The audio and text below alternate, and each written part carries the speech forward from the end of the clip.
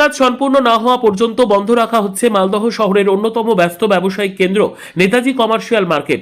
সম্প্রতি বাজারের ছাদ ধসে পড়ার ঘটনাকে ঘিরে চরম আতঙ্ক ছড়িয়েছে ব্যবসায়ী ও সাধারণ মানুষের মধ্যে।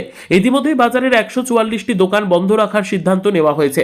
জানা গিয়েছে, গত শুক্রবার রাতভর টানা বৃষ্টির জেরে হঠাৎ করেই মার্কেটের একটি অংশের ছাদ ভেঙে পড়ে। এই মর্মান্তিক ঘটনায় এক নৈশ প্রহরীর মৃত্যু হয় এবং গুরুতর জখম হন এক যুবক।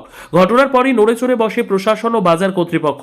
বাজার কমিটি ও মালদহ মার্চেন্ট চেম্বার অব কমার্সের যৌথ সিদ্ধান্ত অনুযায়ী আগামী 29 তারিখের মধ্যে সমস্ত দোকানপাট খালি করে দেওয়ার নির্দেশ দেওয়া হয়েছে।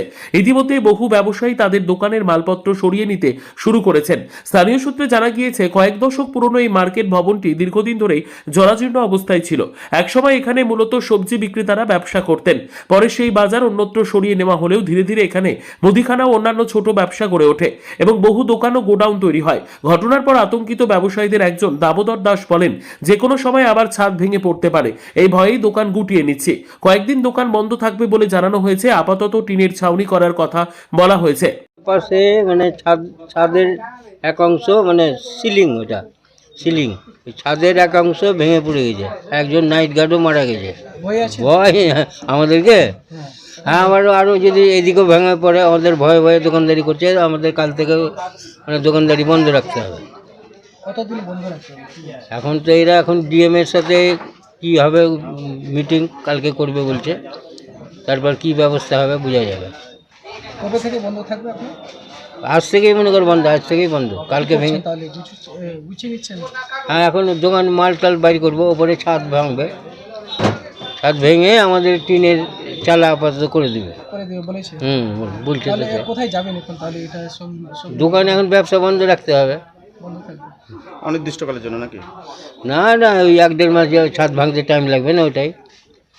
একই সঙ্গে বাজারে আসা ক্রেতা কিশোর সেনের কথায়, ছাদের অবস্থা খুবই খারাপ, প্রায়ই চাঙর খসে পড়ছে।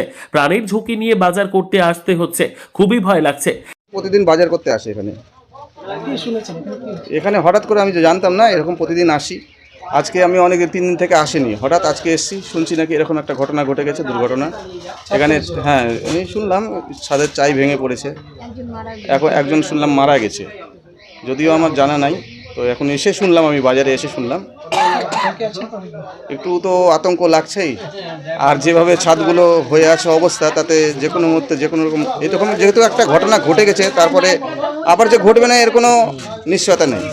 ওই জন্য একটু আতঙ্ক ভয়ে ঢুকেছি, যদিও বাজার করছি। এই বিষয়ে মালদহ মার্চেন্ট চেম্বার অব কমার্সের সম্পাদক উত্তম বসাক জানান, জেলা শাসকের সঙ্গে বৈঠকের পর চূড়ান্ত সিদ্ধান্ত নেওয়া হবে। আপাতত দোকান খালি করার নির্দেশ দেওয়া হয়েছে। মার্কেটের দায়িত্ব জেলা শিল্পকেন্দ্রের হাতে তুলে দেওয়া হয়েছে। ছাদ ভেঙে নতুন করে ছাউনি করতে প্রায় 7 দিন সময় লাগবে। মার্কেটটা এই নেতাজি পৌরবাজার এবং নেতাজি কমার্শিয়াল মার্কেট, এটা আমরা 2018 সালেও আমরা যখন নেতাজি কমার্শিয়াল মার্কেটে এমডির সঙ্গে যখন বসেছিলাম ডিএমের ঘরে, তখনও আমরা এটা জানিয়েছিলাম। তখন বলেছিল যে হ্যাঁ, অতি শীঘ্রই আমরা এই কাজটা করে ফেলবো, কারণ এটা পুরো ড্যামেজ বিল্ডিং। যে কোনো সময় এমনি চাই খুলে পড়ছে, যে কোনো সময় এর দুর্ঘটনা বড় সড়ো রকমের হতে পারে। আজকে একটা দুর্ঘটনা হয়েছে, সকালবেলা একজন এখানে নাইট গার্ড ছিল, সে ভিতরে মারা গেছে। তার নাম মন্টু সরকার। তার পাশাপাশি একটা মিউনিসিপ্যালিটিরও একটা জমাদার এখানে পরিষ্কার করতে ছিল, তারও পা ভেঙেছে।